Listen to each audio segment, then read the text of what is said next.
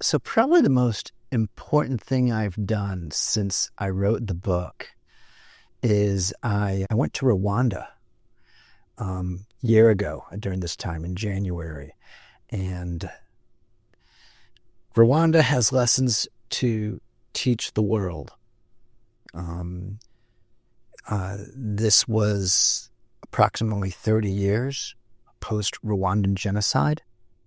And so when you go to Rwanda and you learn about the genocide, you are being taught by people who've experienced this trauma. Some of them may have been 5 years old. Some of them may have been 15 years old, maybe a little older. So people are teaching you their trauma as you're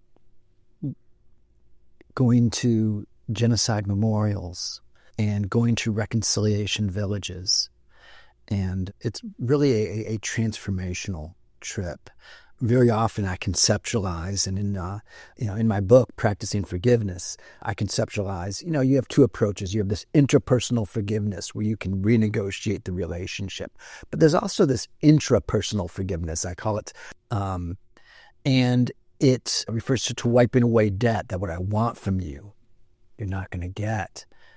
I'm not going to get. And you don't owe it to me anymore. I forgive you of your debt.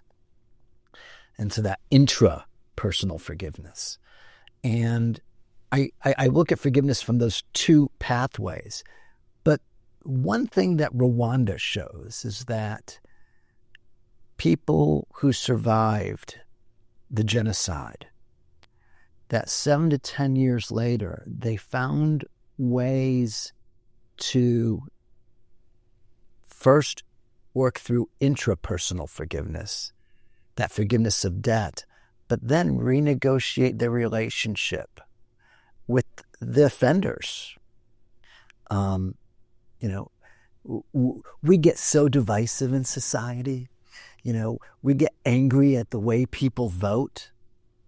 And I'm looking at a situation where how do people forgive someone who killed their spouse, killed their children? And that's what Rwanda teaches, that